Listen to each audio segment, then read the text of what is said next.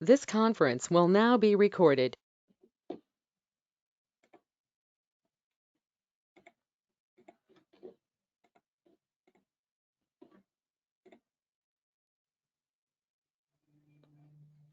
Srinivas, did you able to install it?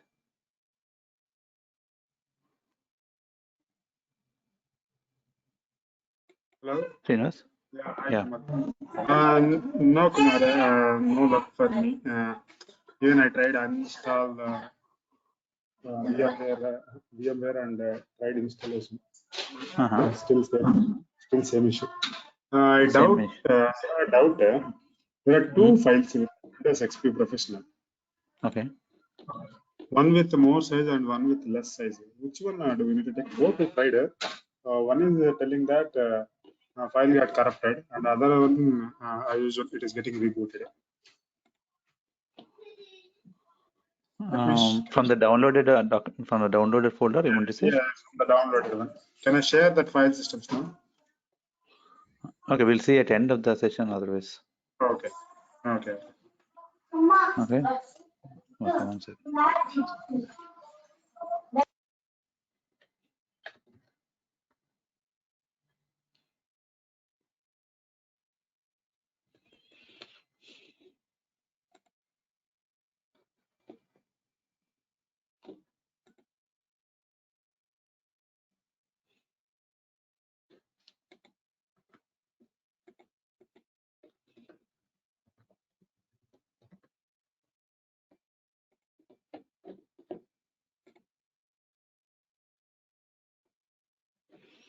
Okay, so let's start with the next today's agenda.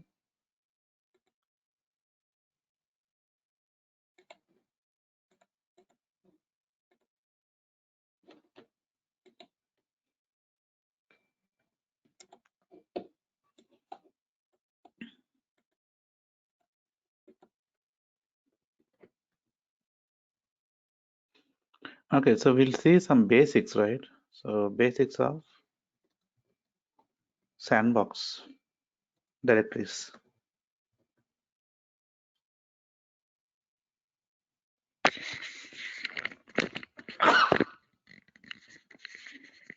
Okay, we'll see the basics of sandbox directories.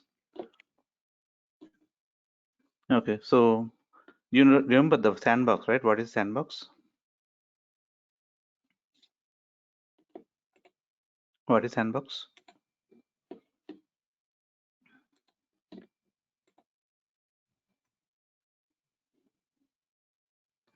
Here all files will be there in .mp and our data files, serial files, and all will be stored. It is nothing but our project will be there.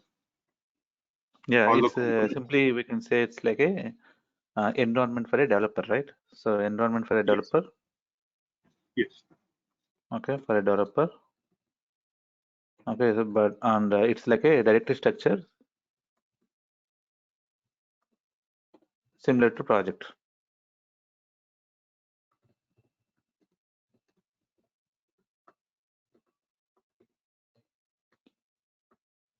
Okay, similar to project directory structure.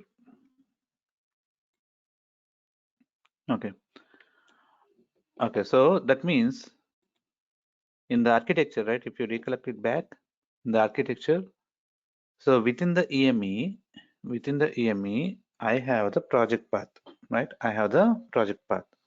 So the project path will start with the root folder as projects, okay, and it will have some subfolder structure, right? Subfolders provided it's been created for your application, okay. So this is your EME repository path, right? This is your repository path, right? This is your repository path. Okay, so repository is nothing but here itself it is EME, right? That is enterprise meta environment, where you'll be storing all the graphs and the related objects, right? You'll be creating different objects within the EME, right? Within the graph, within the GDE, and then we'll be storing it in the EME, right? So these objects will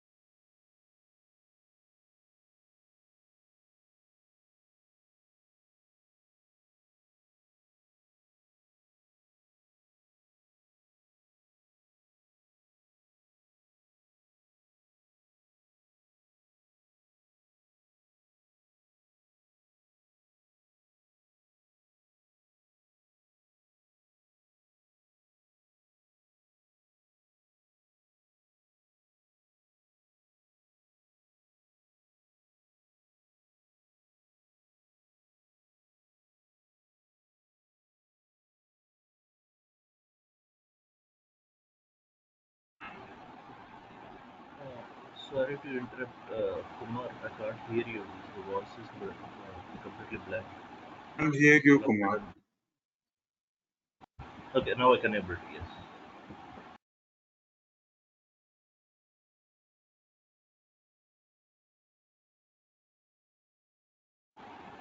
Hello. Kumar, we can't hear you.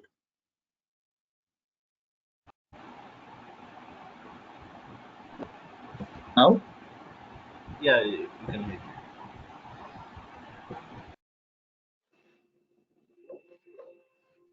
clear, right? Able to hear me, right?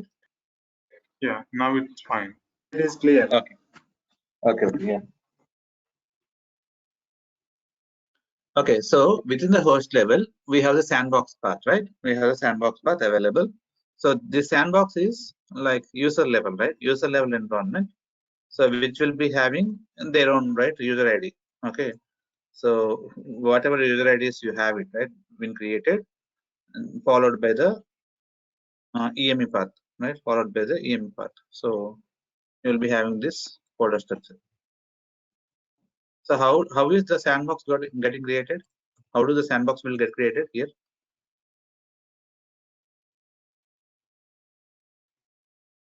How do the sandbox will get created in the host? I think we need to create manually folders.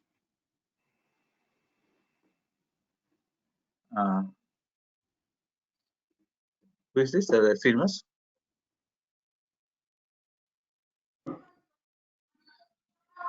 Is this Srinivas or Mahesh? Yeah. This is Krishna, Kumar.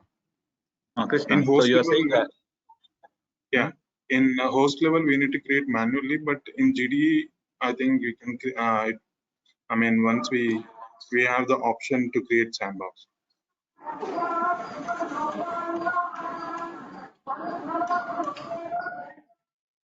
Okay.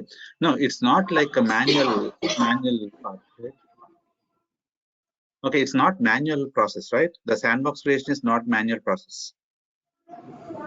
Okay. So by performing checkout, you will have the sandbox getting created. Okay, got it.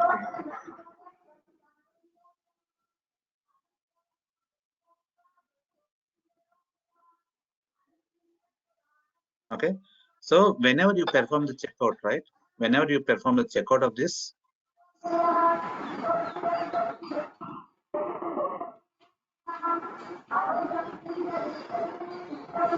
okay, sandbox gets created. You can go on mute. Like if you have any questions, you can let me know.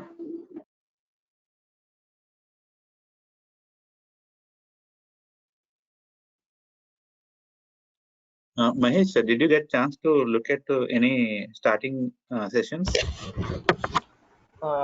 No, I will start today, Kumar. So I'm busy with our project deliveries. Okay, and yeah, I will start from today. Okay. Yeah. You go through it. Actually, if you have anything, we'll talk on, right? Weekend also. Yeah, yesterday evening only I got all this recordings, but I didn't get time. But yeah, I will today. I will plan and I will see some videos. I will come up with Okay. queries if yeah. Yeah, irrespective of these previous sessions, right? So you can catch up these things again from today freshly. Okay, there is no dependency, but you let me know, right? If you have any questions on this today's one. Sure, Okay. sure thing. Yeah, definitely. Thanks. Okay, so the folder structure in the EME is been created by the admin, okay, for your application, and that will be having the root directory, which is right projects as a root directory. Okay, for any applications you're working with, okay, this folder structure is root directory is common, right? And this will be changing, right? Whatever we have it in the after projects, this will be changing from project to project. Again, when we talk about this folder structure, these folder structures are common, right? Not only these folders, I'm just giving a few of the folders, right? Subfolders, how it looks like. Okay, we'll have some more right folders available. All this will be common for any applications you work with. Okay, so now once you do the checkout, you'll have the sandbox created. So this is nothing but we call it as a working environment for a project, right? The sandbox is nothing but It's a working environment for a project. So for a given project structure, you are creating a working environment for a project. Okay. So this host machine is common to all the users, right? The host is common to all the users. Okay. So each user will have their own sandbox.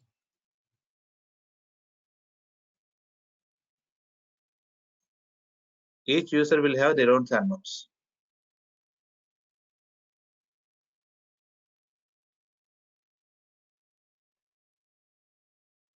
Right. So once like whenever they are creating any new object, okay. So any new object in the sense any new graph, right? Any new object created by the user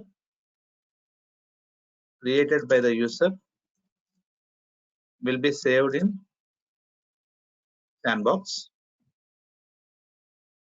Okay. Then it can be checked in.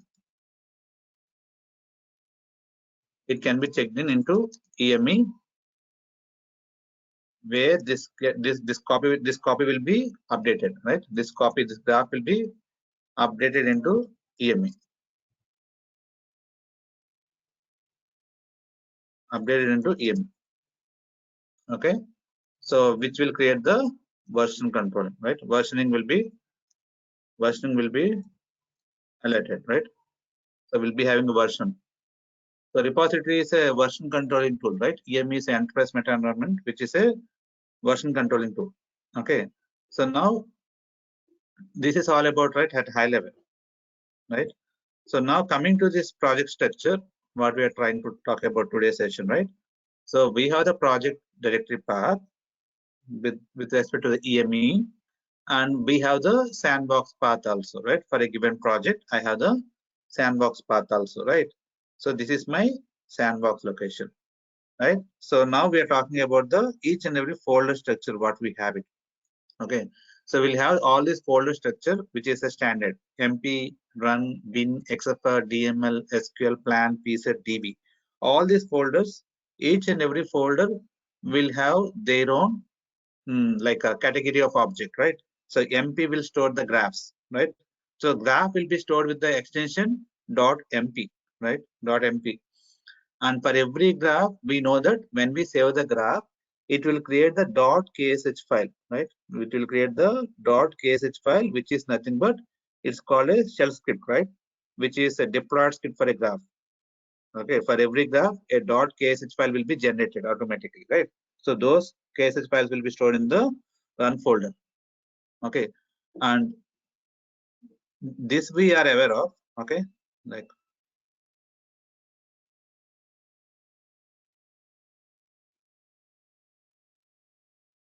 okay, this we are aware of MP, and we know the run folder. Okay, and bin folder.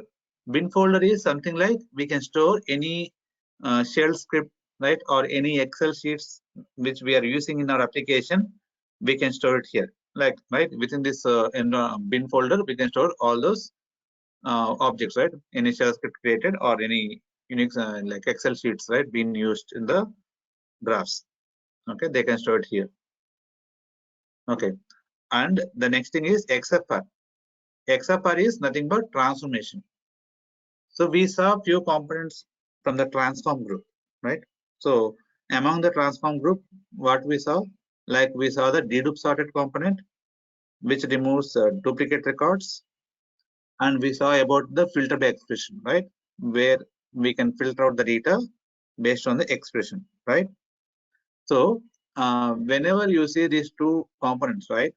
So the XFR also we can write. We can create an object which is called as .xfr. Okay, within the .xfr, I can write an expression, right? So that will be that I can use it in the filter component.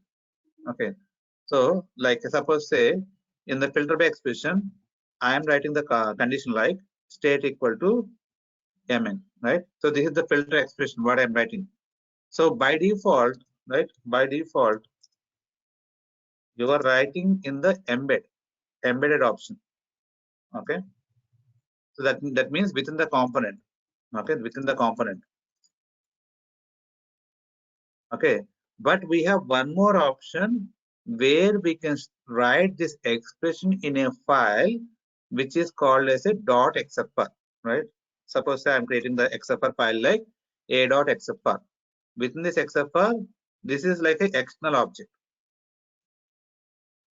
okay, which I can use it in the graph. That means instead of writing the embedded expression, I can call this xfr file within the component. Within the component, I can call it, right? So instead of writing the xfr in the embedded option, I can call the xfr also, right? As the xfr is having the expression, so that will be evaluated. So that whenever you have any changes in this filter component, right? In the filter component, you want to make the changes. So if you're using some external object, so now it is not related to graph, right? So that means within the graph, when you go to the component, you don't need to go to the graph and modify it. Why? Because this xfr is a separate object within the graph, right? That is xfr file. .xfr file is available, which will be stored in the xfr folder. So you can go to the xfr folder and then select the xfr. You modify that object directly, right? You can modify that object directly so that it will be checked in separately and that will be available in the EME also, right? As this xfr has been called in the graph, so whatever you modified it, that will be applicable to the graph, right? So whenever you run the job, right? So this way, not only filter component, okay, some the other components, right, which where we have in the transform group, all those components also, like whatever transformation rules, transformation code you are writing, that can be written in two ways, right? One is embedded option, and second option is writing that code in the .xfr file and calling the .xfr file in the component.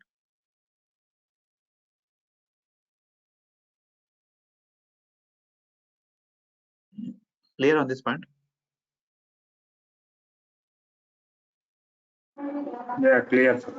Yes, Kumar. Okay. Is there any performance difference by calling the .xfr file and embedded option? Is there any performance difference or?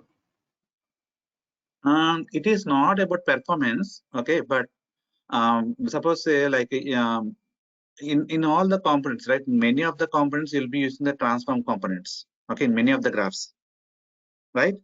So, but whenever we talk about some main XFRs, main transformations, right? So that means like, okay, let's say that I have some XFR, okay, which will be used for mandatory check, okay. That means few of the columns of the from the input is mandate for me. If they are having some null values, I just want to write some code within the validation rules, right? So as I take this validation process as one of the main process, okay, I'll be storing these things in the .xfr file. Okay, that is one thing. And when we talk about some generic graphs also, right? So we'll come to know generic graphs later.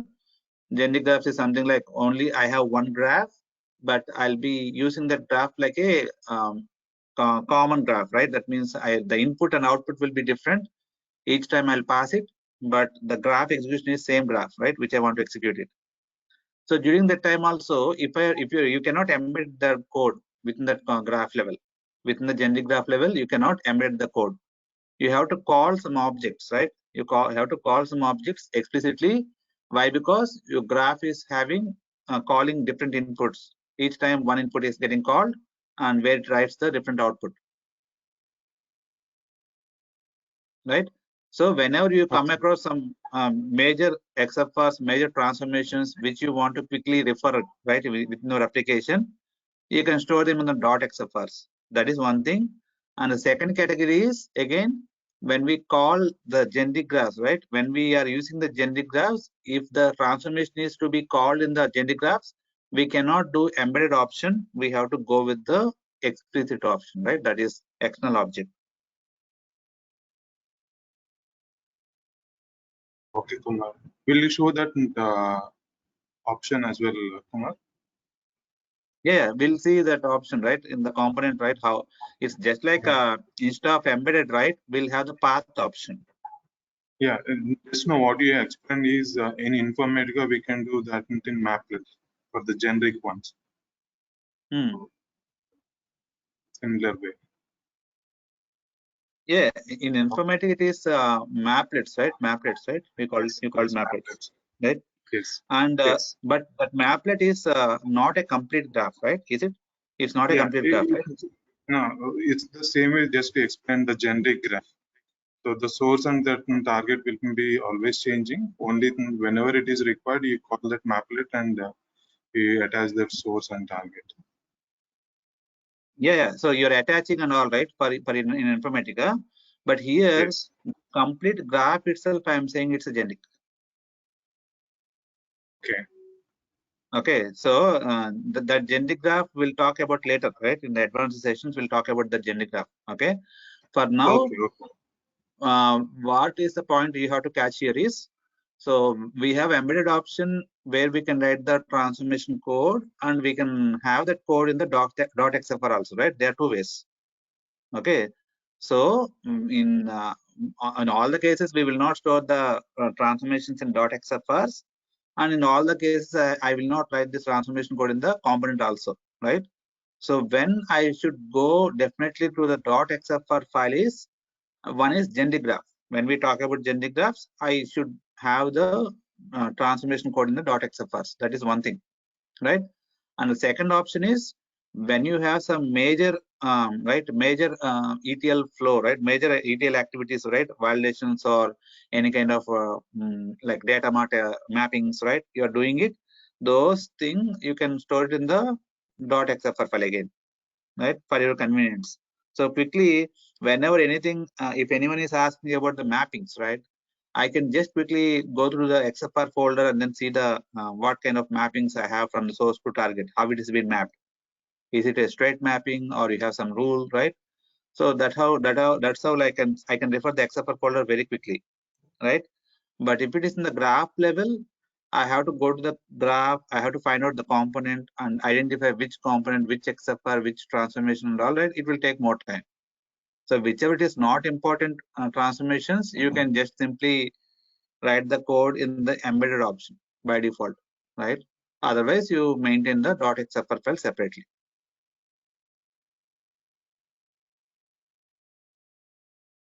Clear. Make sense? Yeah.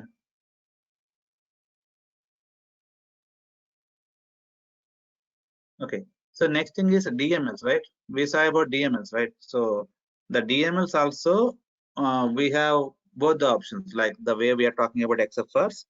Either you define the DML in the component, that is embedded option, or you call the external object under the path option. Okay. So when we are calling this XFR, okay, so this will be defined from path option, right? So we have the path ready button. If you see that component transformations and all, right? So similarly, the DML also, either you write the DML within the component or you call the .dml object, right, from the path.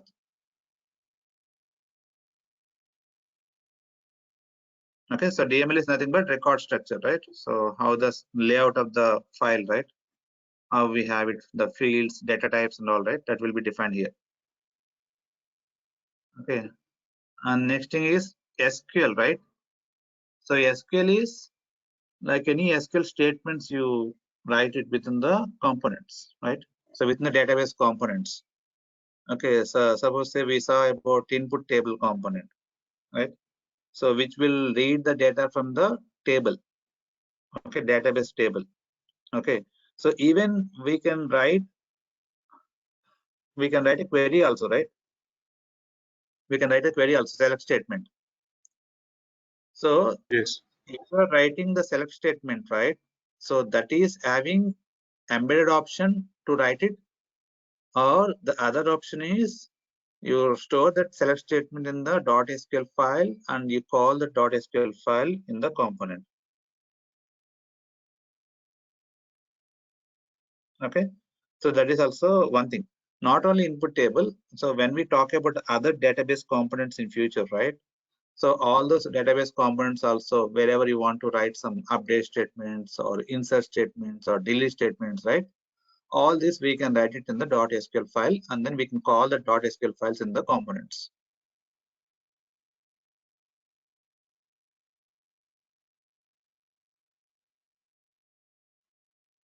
Okay, so next thing is about plans and psets. These are different category of objects, okay, which we'll talk later. Plans and psets.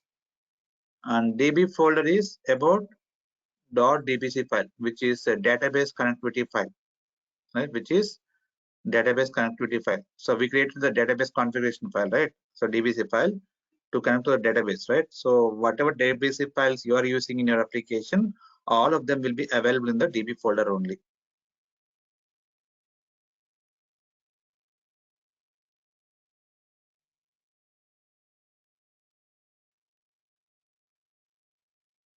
Clear till now? Ramesh? This one you are referring yesterday explained .dbc that will be stored in the DB file. Correct, yeah. How many Okay. schemas you're using, right? Each schema will have one DBC file, right? So you can store as many DBC files, how many you are using in your application. All of them will be available here only in the DB folder. Okay.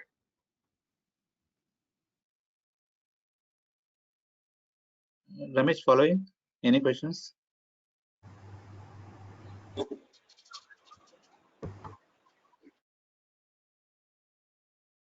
Ramesh?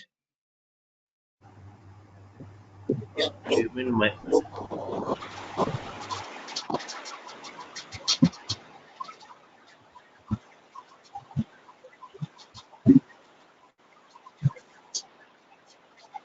Okay. Okay.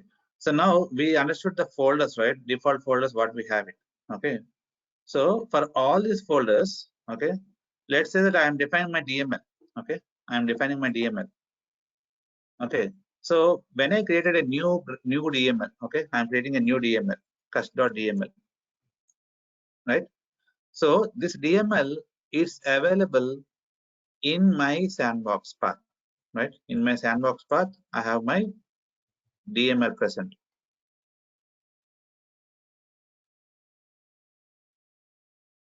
Right? So whenever you're providing this DML path, right, in the graph, in the component, right?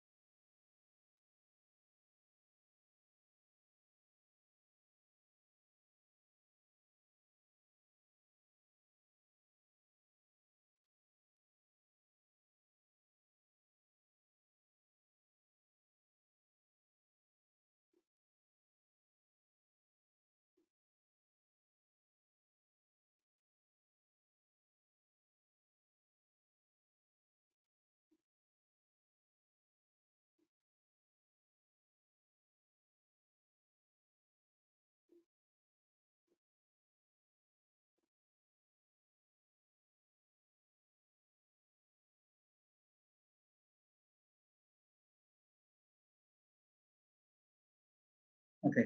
I'm defining the DML, right? Suppose I'm writing a new DML, right? So my DML contains product name and then price of the product. Okay. And then I have the manufacturer date also.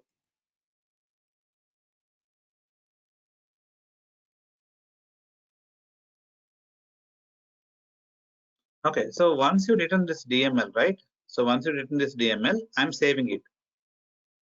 So within this, after you saved it, right? So where it got saved?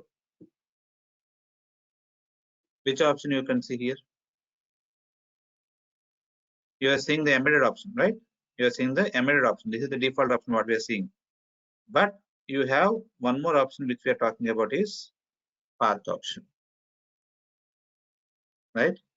So whenever I'm selecting this option, path option, right? it will ask you whether you would like to save this content into a file and use that file.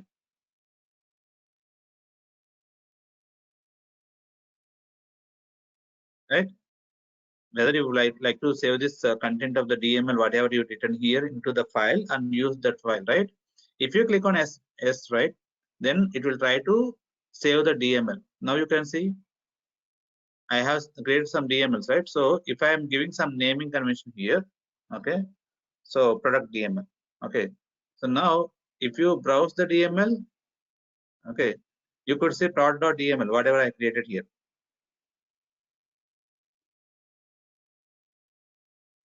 Getting what I'm saying?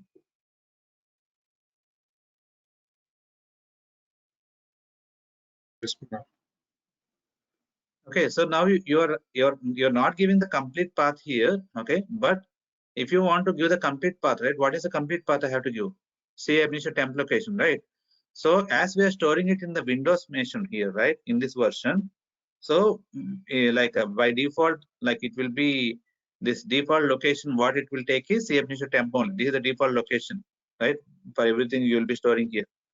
Okay, but if you are storing it in the file level, right, in my path, I have to give this path in the component, right? I have to give this path in the component, correct? If it is in the Unix environment, if it is in the real time, if you're using the current environment, so you have to give the complete path, right, where the DML is getting stored here. Okay.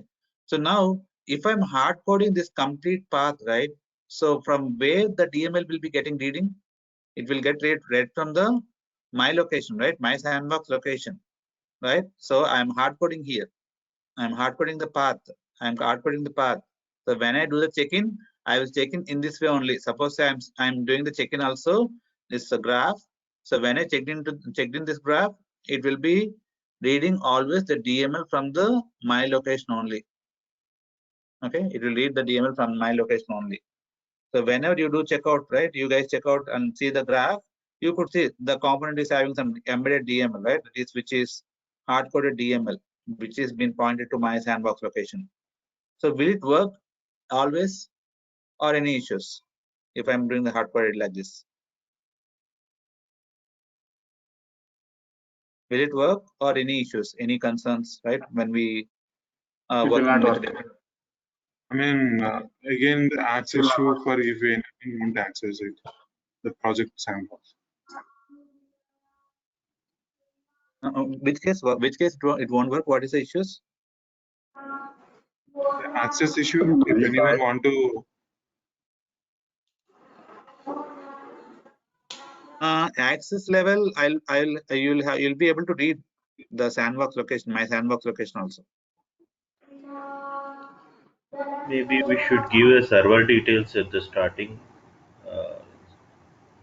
Again, if you're giving server details, right, it will be constant, right? Suppose say now the code will be in the development for some time, right? But when we are moving to the higher environments, right? Okay, when we are moving to higher environments, what will happen? In development, you can do it, but these are the different servers, right? Development server is different, SAT server is different, UAT is different, production server is different, right? So we cannot hard code the server details also.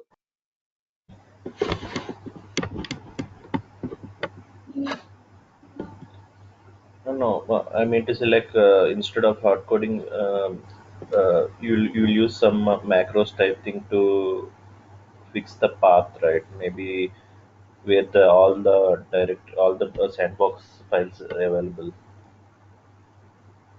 Yeah, how Like it will be handled? No, I'm not asking how we will be handling it, but okay. if I am giving this way, right, what would be the problem? I would like to hear from you, right? What is the problems we'll be facing? What kind of problems we may get into, right? That's what I my try question. to look for the Kumar ID. If that is not available, it will fail. If my ID, if I am removing this DML, it will fail. That is one thing in your development environment, right? But when it is moved to SIT environment, will it work?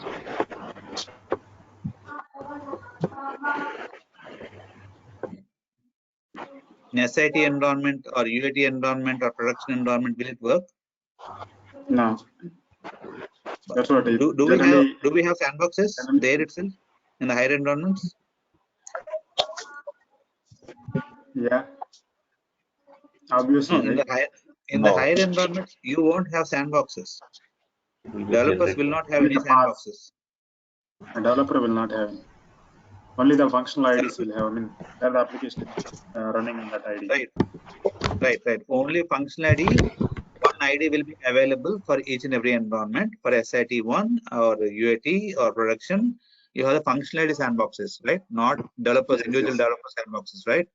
So you Correct. won't find the sandbox path in the SIT environment, right? Even though somehow in the development environment it is available, right? Suppose I have the DML available and you're able to access it, you are able to work with it, right? But still, like when I move the code to the SIT environment, it will fail, saying that this path is not available. We cannot find this object now, right? So we cannot hard code this way. Okay, that is the problem. So which we'll be facing. Okay, in order to avoid this, right? What we have is we have the options here. Okay, we have the option here. Okay, what it is? We have the parameters for each and every path. Okay, we have for each and every these folders, we have the parameters available. So whatever folder names we have it here, and the parameter names for this sandbox level is starting with the AI underscore this folder name. AI is nothing but ab initio AI underscore this folder name, right? AI underscore this folder name. Okay, so these are the parameter names which will be coming up by default. So once you have the sandbox getting created, so you'll have the sandbox parameters by default available, and these parameters will be referring to your sandbox location, right? So that means if I am seeing the AMP location, so this AMP will be showing me my sandbox location of MP path. Okay, if you are seeing this AMP in your GD, right? If you are seeing the sandbox level parameters, so this AMP will be showing you your path MP folder location, right? Your path MP folder location. So like each and every user, right, is having their own sandboxes. So whenever I am calling it like AIDML, okay, so when I am using this instead of hard coding, if I'm using the parameter now, right, $AIDML, okay, so now when I am running the graph, it will be looking at my sandbox location DML folder. Okay, my sandbox location DML folder location, right? And if you are running the graph, it will be looking at your sandbox location of DML path. Okay, and whenever it is moved to the SIT environment, it will refer to the SIT sandbox DML folder.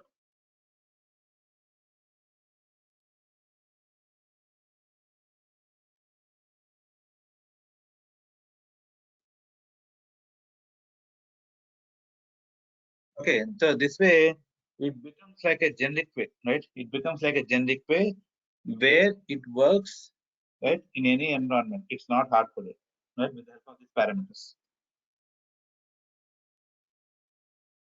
Okay, so for each and every folder structure, I have these parameters, sandbox parameters, which will be referring to my sandbox locations of these folders.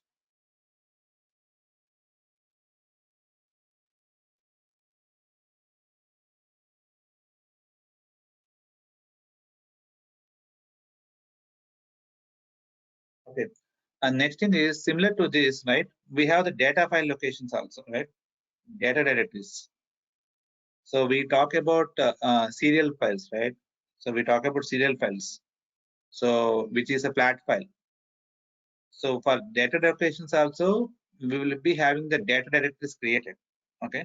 So we have to create the data directories as a one-time activity once your sandbox is created. Once the sandbox is created. Okay. So like, can you tell me the steps, right? Or like what we have to do is whenever we have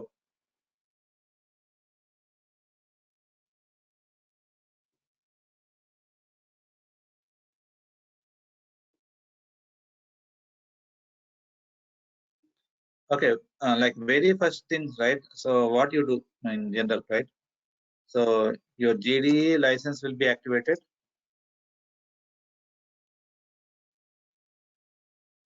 Okay, your GDE license will be activated, and you will apply for host access.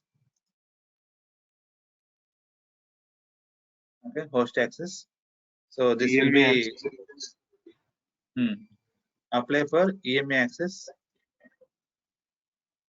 and then what you do is you define the GD settings.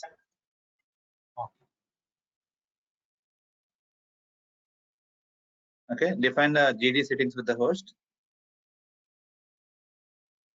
and then check out the project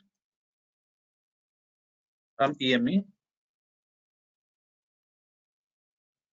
and create the sandbox.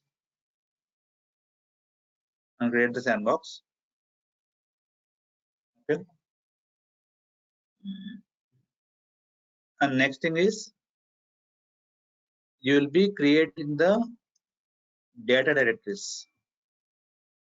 Okay, this is one time. This is one time step. Create the data directories. Okay, and then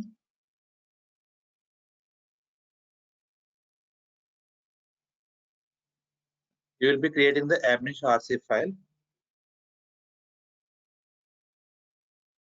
Create .ab initio RC file. That is one time.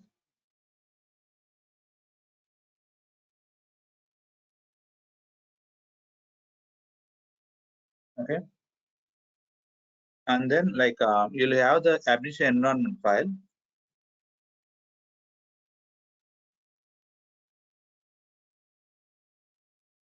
Okay, environment file execution. It is every time. This is every time, right? Every time you work with this environment, this will be every time. And then we'll have the sandbox setup.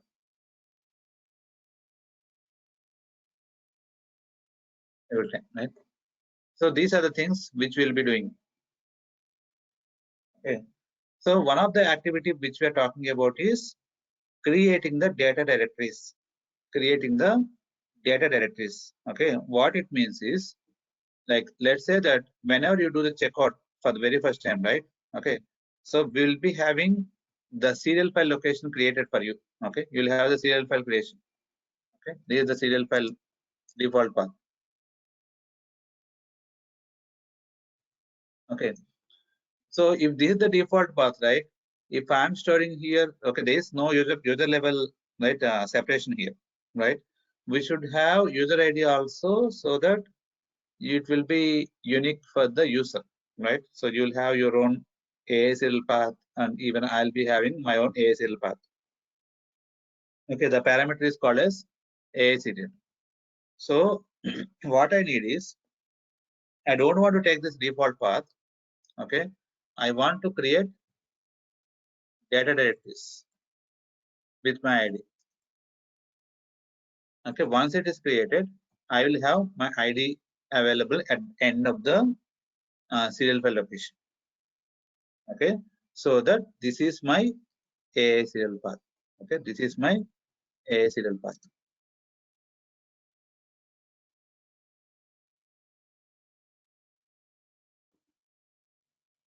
Okay, so how do you create this data directories, right? How do you create this data directories as a one-time activity?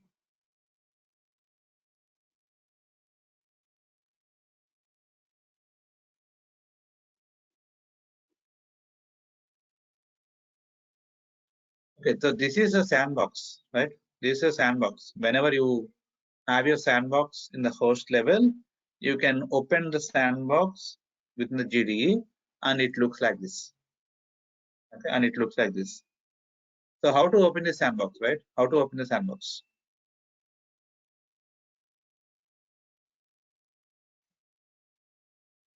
Okay, how to open the sandbox? So within the GDE, I have the project menu, right? You can see here, project, right? within this project option, right? Within the project option, we'll have the open sandbox option, right? Within the open sandbox option. So once you selected this, I will have a window. Okay, I'll have a window where we have to provide the sandbox path. Provide the sandbox path. Okay, you will have the browse option, right? You will have the browse option. So where we can browse and then we can select the sandbox. Okay, so once the sandbox is selected, you click on the open it in the next window. Okay, open the sandbox. So once you've done this, open the sandbox will be open and it will looks like a component organizer, right? So the way you are seeing the in the GD, right? You are seeing the component organizer, right? Where all the components are defined in the each and every folder structure. So similar to this, you are able to see the sandbox, right? So where you can see the folders which we are talking about, right? All this folder structure, default locations. Okay. So within this sandbox path, if you right click on the topmost folder, the topmost folder is nothing but your project path. Okay. Suppose this is my project path. Okay, this is my project path. So the topmost, the sandbox root folder will be, named with asset. The last folder in this path. Okay, the last folder in this path. So if you are considering this as a project path, right? Okay, if you are considering this as a project path, what will be the sandbox root folder?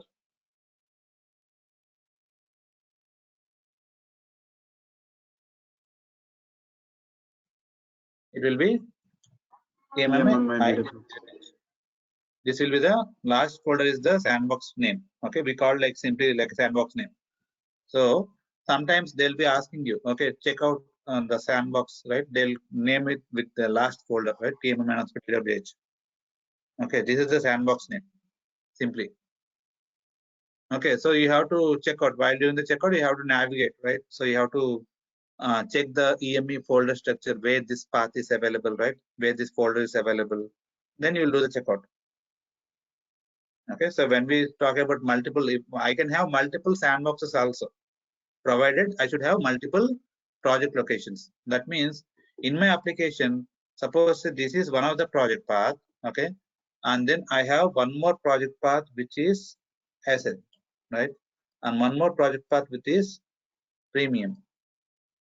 Okay, so we have multiple directory structures in the EME. That means multiple projects we have in the EME where we store part of the code, right? Few of the objects will be stored in this folder structure, which are related to this one category or one subject line. On different subject lines, you will have the different project EMU locations. What we have it,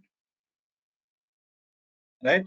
So if I'm having the code in different project path, right, in the EME level, if you're working with all these projects, you will have one sandbox for each and every project. Right, one folder for each and every project path. That means I'll have 3 sandboxes in this case with my ID with respect to this all these EME locations. So in case if I have only one project path in my application, right, I'll have only one sandbox.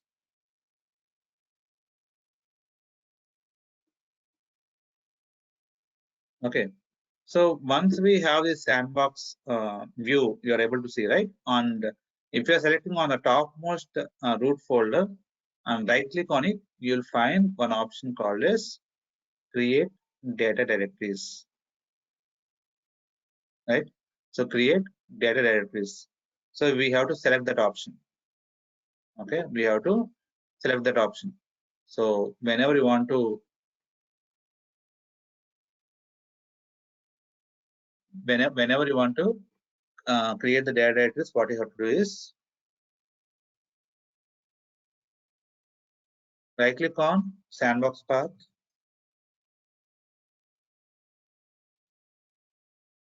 Okay, right click on the sandbox root folder. Okay, select the option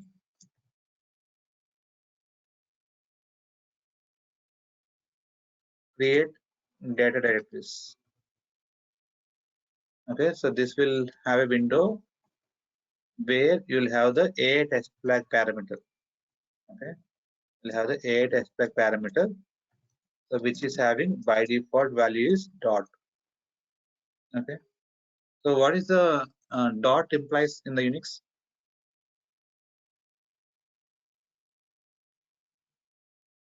Executable file. No, simply dot in any directory, right? Any directory you created, you will have dot and dot dot, right? Dot means current location. Current directory, right? Dot is current directory. So here A test flag is dot. Okay, by default, as I said, for everyone it will be this folder, right? ASL path is this one only, right? So the dot is nothing but it's a directory, it's a current directory, right? So now as I have to create with my ID, what I'll do is instead of dot, replace dot with K123, right? So you remove this dot and then define with K123 and then click on the create data directories button. Okay, so we'll have the run button. Okay, so we'll have the click on run button. Okay, click on run button. So once we done this, right, within this window, once we done this A test flag parameter within this window, you'll have the run button available. Just you replace dot with your ID and then click on the run button so that it will create the data directories.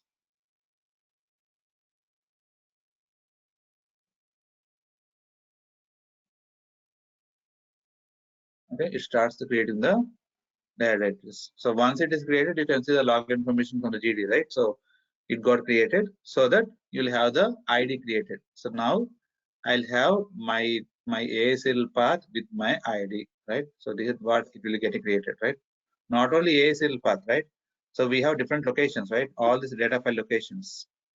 Okay, so each and every path which is available, right? It will have the directories. With my directory, it will be created right at the end of my each and every path location. Okay, so we will be having one data mount, right, being associated for your sandbox, right? So data mount is nothing but here administrator data is a data mount. Data mount is nothing but it's like a drive in the Windows, right? So administrator data is a data mount, right? So which will have some space defined here. Okay, maybe it is been allocated with you with the 5 terabyte or 6 terabyte of space is provided to you, right? So whenever you want to check the space and all, you can verify on this data mount. But the data locations are different, right? Your sandbox objects are stored in the home location, but whereas your data file locations are stored in the data mount, which is administrator data, right? So as this ASL path, you can see the directory locations are like serial and then main, right? Serial and then main. So whenever you see this path which is having serial folder, subfolder, and main as a subfolder, main as one of the folder, you should understand that it is ASL path. So the ASL path only will have the serial and main. And when you see about the ASL error and ASL log locations, okay, if you see these locations, okay, ASL error is .err file. Any error files will be stored in the ASL error path, and any reject file and log files can be stored here, right? So we verified yesterday, like in the last session, right? When we are trying to collect some rejects from the filter component, right? We are writing to the file, right? In that case, if you are creating a serial file, you can create it in the under the ASL reject location, right? Under the ASL reject location, I can store my reject file with .rej extension, and you can give the file name. So you can see the serial and then reject, right? Which is nothing but ASL reject. If it is having serial and error, it is ASL error. And if it is serial and log, it is ASL log. So by seeing the path also, I should be able to understand which path it is in the Unix level.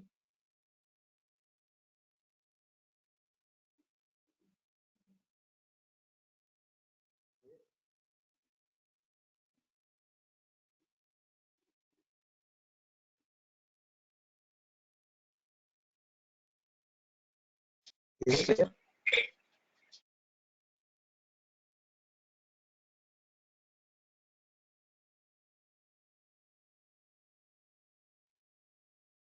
Hello?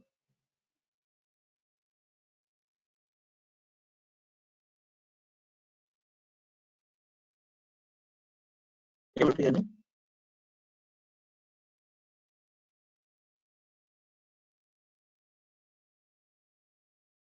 Hello?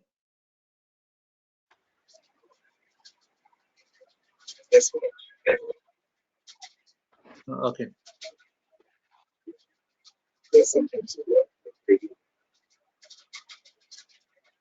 Hello. Okay, then we continue tomorrow. Okay.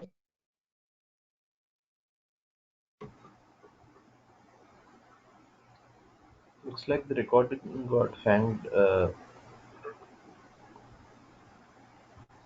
It will be getting recorded. I am not able to see the recording, but the recording is started already, I think, right? Not recording. I mean, let's say the call got hanged. Your voice is breaking and like the screen also freezed. Is it just for me or for everyone?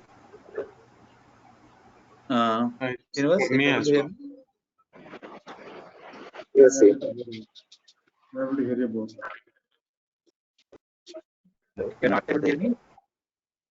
Who is speaking? Your voice is Breaking. not clear, Kumar. Kumar, your voice is breaking. From when, like just now, or it's been from long time? Just 1 minute before, like if you're saying about this AI serial logs, right? After that, it got. Okay. Anyhow, we'll continue tomorrow. Okay. From this point, I'll review it tomorrow, right? So while we are taking. Okay. So go through the session and we'll talk about this more, right? It's not completed. Again, still we'll continue tomorrow. Yeah. Okay. Thank you, Kumar. Yeah, okay. Okay. Thank you. And Kumar, one question, like, can you send me all the to set up a environment in my laptop, like, to workstation environment? You said you will send some documents to follow, right? Yeah, I'll share it, Mike, for you today. Okay. Okay. You want me to send my mail ID, or I hope you have mail ID? I have your mail ID. I'll share it now. Okay. Okay. Okay. In the meantime, I will follow all the videos which I missed, and I'll come up with questions if you have. Yeah, you note down your points, okay, and then we'll discuss, right, on separate Sure. session. Sure. Okay. Okay. Yeah. Hello. Srinivas, you can share your screen actually, okay? So we'll see quickly what you're trying to say. Enable the presentation. Hello. The rest of them can drop other than Srinivas. Can I stay like this? Maybe I will also face that issue, right? Yeah, you can stay. Yeah, you can stay if you want. Yeah, that's fine.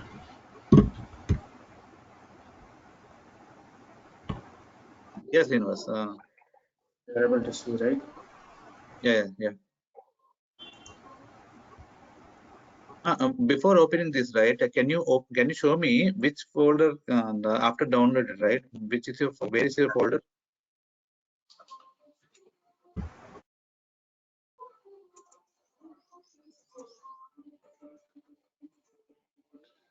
These are my files. This is your file, right? Okay, 1 second. So I tried this. No, This not one that it one. That is not the one. Srinivas. correct. See, This I don't see this VMX file. If you see the last button, VMX.VMX, right? You're not. It is not been shown seen properly, right? .VMX, last but second one. this one. Yeah, right. So go to your desktop. Go to your desktop once. Okay. Okay. So where is the workstation? VMware. This one. Open it. Yeah, open it. Okay. So now you remove that one Teradata. You remove that Teradata once. Right click and remove it. Delete from disk or remove from library. Remove from library. Remove from library. Now go for open a virtual machine. Okay. Yeah, So just select the. So select this one. It is going for a reboot. Not this one. Okay. One second. Right. Now tell me. Now select the VMX. This one. VMX is, it should not show that way. That means the installation is not done, I think. Can I play now? One second. Hello? One second. Yeah, 1 second. Wait.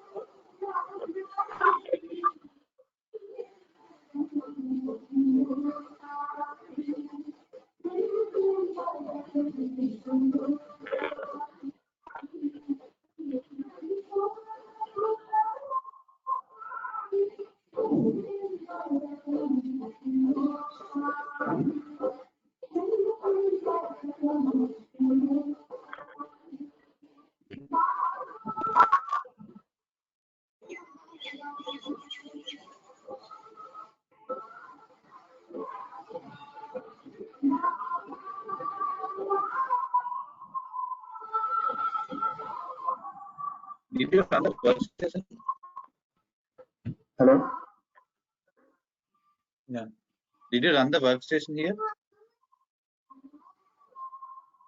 No. Means I did not understand. No. Okay. So the VMX is not visible properly, right, in your system. What I could see is when we are able to open the VM, right? So we are not able to see the workstation properly. One second. It's downloaded properly. But Sorry. the download was happened properly. Okay, one second. Let me see where is that in my system.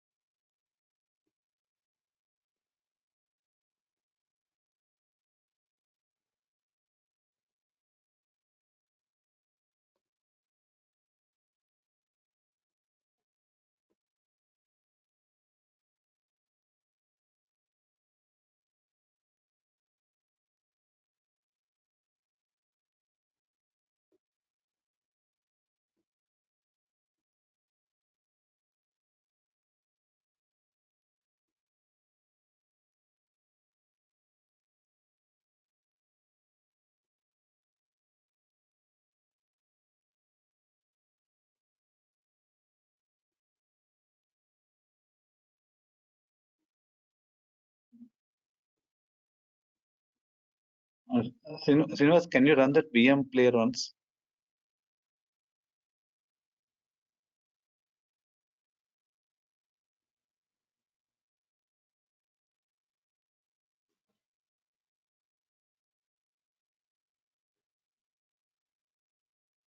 So this is the one which I shared you, right? You downloaded and uncompressed it, right? Already.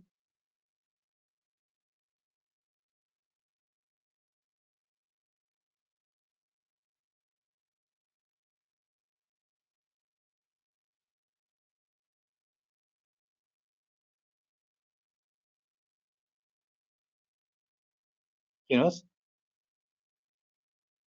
Hello? Hello? Go to Yeah. your VM. Go to your VM. Okay. Okay, so when you open the virtual machine, right? Go for a home Yeah. location, home path, left side. Okay. So create. Okay, open virtual machine. If you are selecting last one, it is getting closed, right? If I select this one, it is going for the reboot. And if I select this one, it is a file corrupted. No, not this one actually. And these files and all created. One minute. Okay. Here, can you check whether the files are there or not? No, I'm not able to see that here itself, right? When you are seeing the folder structure, right? When you're seeing the folder structure, the VMX file, .vmx file, the icon should be like three square boxes. Like this, right? This is No, VMX file, right? not that one. See, if you show my screen, right? I'll show my screen. Wait. Okay. You're able to see my screen? Yeah. Okay. So you can see Okay. the VMX file location, right? Okay, the This VMX one. file you see. The icon you see how it is. Correct. Right. So it should be like this. Okay. Once it has been copied and unloaded, right? Downloaded, you should be able to see like this. Okay. We should not. The folder structure, if you see, I'm not able to see the XP Professional without any extension, right? I don't see any folder in my folder structure. Which is 8.36 GB. Let me extract again. Extract one second. You share your screen. Copy it into different location or different folder and right. Show me after extracted how it looks.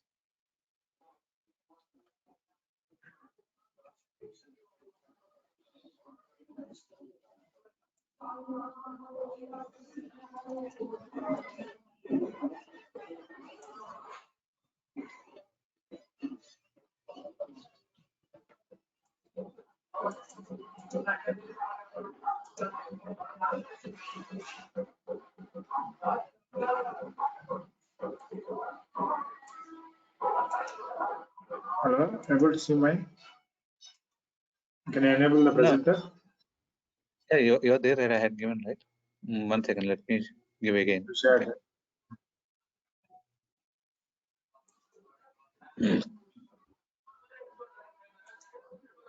Okay. Here I created one more folder and copied the zip file, extracted. Extract here. Extract all, here. right? Yeah, extract all.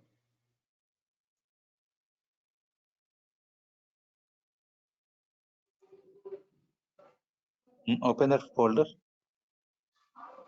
It is not finished.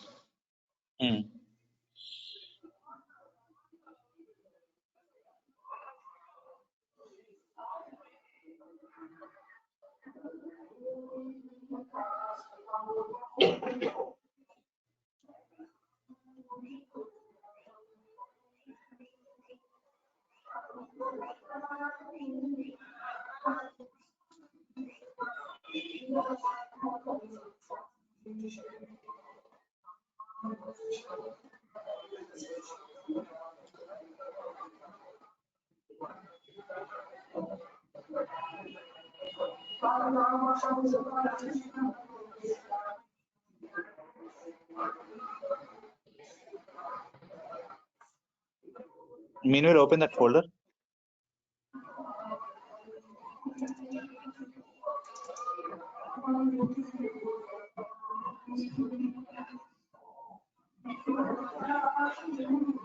Okay. So run that VMware player. Execute that. This VMware one. player. No, that one, right? That execute it. No, once execute only once the folder copies have done. Okay.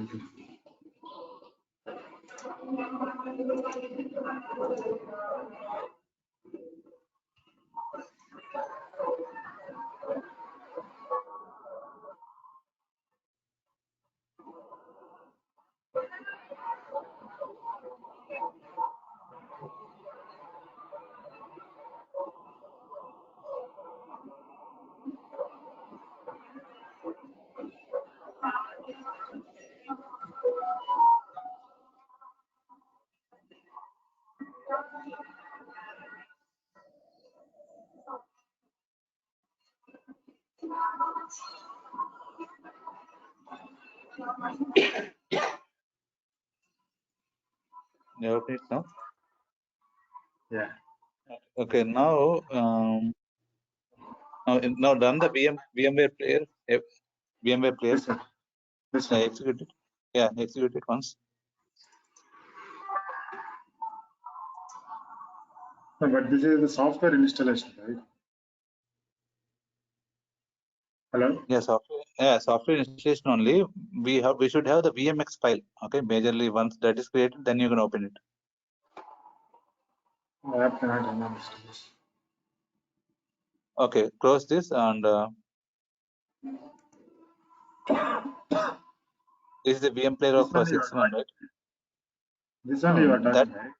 no, Windows XP Professional. Yes. Why this?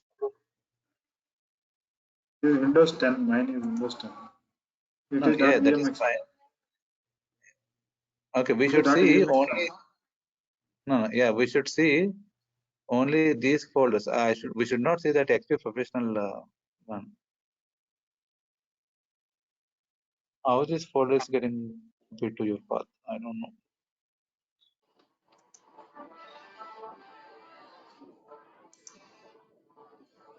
Okay, now go to this VM and try to open it where it is pointing to. If you're trying to open it, go to the new path. This one. Select it. Open. It is trying to say, okay, copy. Just open it. The next.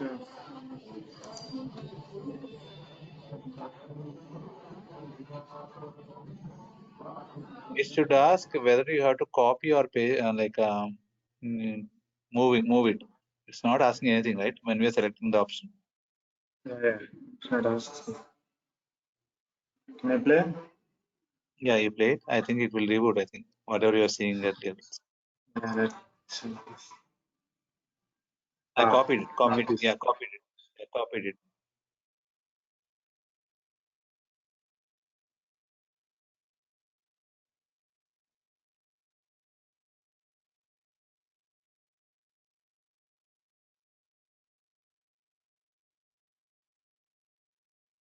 Is it rebooting?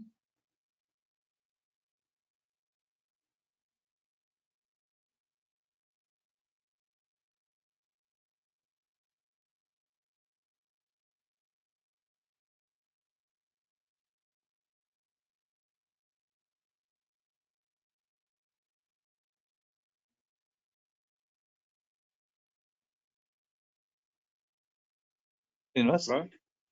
Yeah, yes. Yeah, is it rebooting again? Yeah, rebooted again.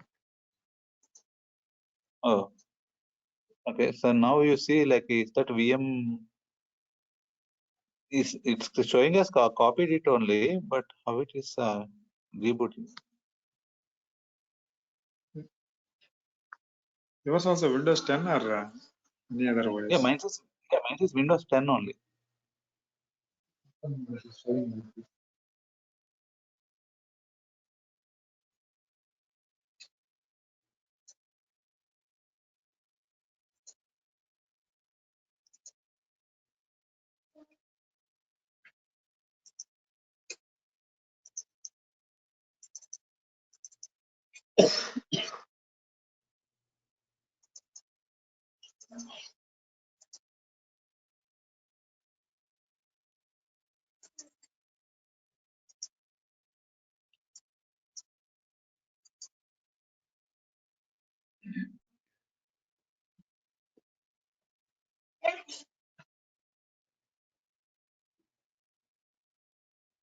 Hello?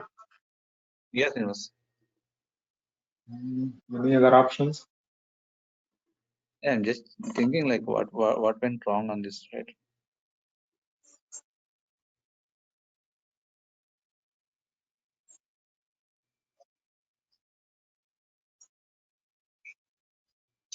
I don't have another machine where more RAM is there. Mm.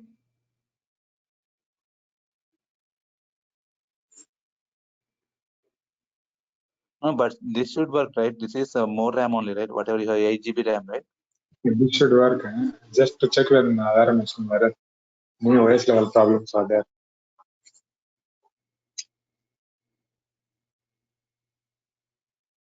Okay. Let me download again and see. One more time I'll see. Hello? Okay. Or what I will do is I will try to right compress this one whatever I have it in my local, right? And then Yeah. I'll share this again. Okay. So you try this Okay. one Okay. and see if that is making any difference. All right. We'll see. Okay. Okay. Okay. It is same copy only, but it should work. Okay. Okay. Not working, we'll see Okay. some other options what we have it. Okay. Okay. Okay. And Okay. yeah. So can you? I will share it now. Okay. After this meeting ended, right? So I'll share it. But can Okay. you do it and respond? Give me a response, right? Tomorrow, your evening, right? By time your evening, so that I can see if something is working or not. Before the session on itself, we'll try to figure out and fix it. Whatever what we can do it, right? Yeah. Yeah. Sure. Sure. We'll do that. Okay. I'll share it again. Today now itself. Okay. Okay. Okay. Okay. Okay. Okay. Thank you. Bye. Okay, Mahesh. I'll share this Mahesh for you also. Okay. Okay. Okay. Thanks, Kumar. Okay, Mahesh. Yeah.